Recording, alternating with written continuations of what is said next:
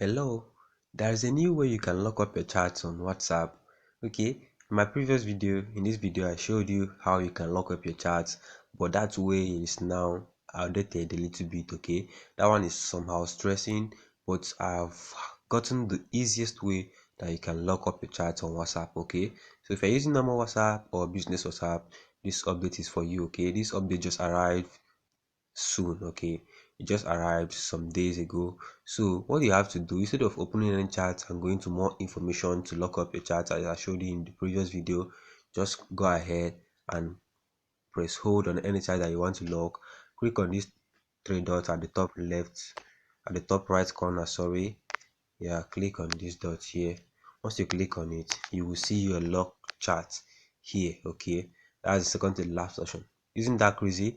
This is now very easy more than before. Okay, in this channel we talk about tech related issues, and you are here with Ego Tech. So make sure you subscribe to this channel and stay back as I drop new updates like this. Okay, see you guys in my next video. Bye.